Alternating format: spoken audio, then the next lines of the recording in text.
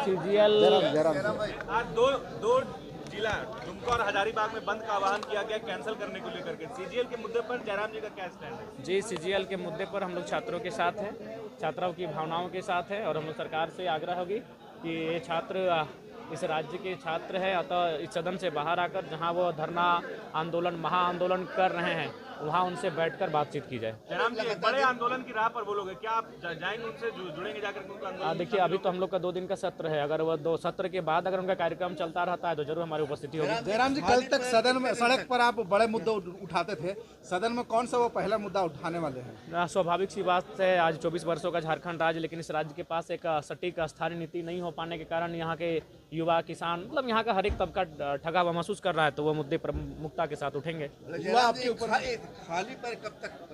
हमेशा हमेशा सत्र के बाद भी मतलब सदन में जब जब हमारी उपस्थिति होगी इसी रूप में होगी।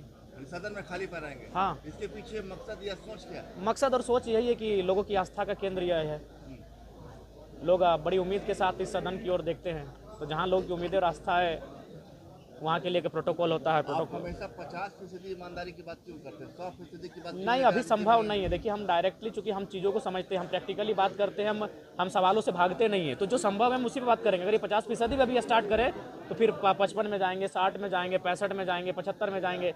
धीरे धीरे ही अगर ये काम करते हैं तो बहुत सुंदर होगा। जयराम जी, आपके कंधों पे युवाओं की जिम्मेदारी आपके कंधों पे है, कैसे इसको पूरा करेंगे? आवाज देखिए, बिल्कुल जिम्मेवारी है, बहुत मजबूती के साथ रखी है और उस चुनौती का सामना भी हमें मजबूती से करना है और खरा उतरने के लिए हम लोग भी अपनी ओर से कटिबद्ध हैं। कई सारे वीडियो आपके वायरल हो रहे हैं जिसमें आप अधिकारियों को नहीं, कई सारे नहीं है, वो बहुत पुराना। हाँ, वो टी शर्ट आज भी पहने। हाँ, खास टी शर्ट था, हमने पहले ही कहा था, जब आज से 1.5 साल पहले ही हमने कहा था एक मीडिया इंटरव्यू चैनल में कि हम जब सदन में हमारी उपस्थिति होगी तो उसी टी शर्ट को पहन के होगी, तो हमने अपने वचन को पूरा किया।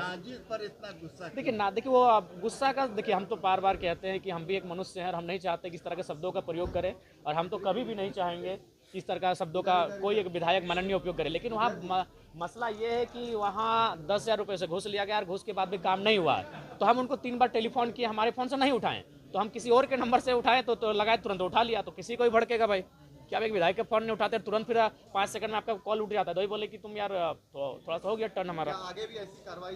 अब देखिए, 6 महीना में 7 महीना में 1-2 बार ऐसे कार्रवाई हो जाएंगी, लेकिन हम तो चाहते हैं कि हम तो तमाम पदाधिकारियों को भी बहुत प्यार से कहते हैं कि आप हमारा छोटा भाई बुलाइए, कोई दिक्कत नहीं, आपसे हम छोटे हैं, तो ऐसा कोई बात नहीं। हमारा वो रूप भी आप सबके सामने है, लेकिन कभी कभी वो रूप दिख जाता है। आपका तेवर अधिकारियों के प्रति एकदम टाइट नजर आ रहा है, एकदम देखिए, सख्त नजर आ रहा है। अधिकारी चूंकि अधिकारी 60 साल के लिए आते हैं, नेता 5 साल के लिए आते हैं, तो अधिकारी अगर सही से काम करेंगे तो हमें नहीं लगता है कि कुछ प्रॉब्लम्स होगी।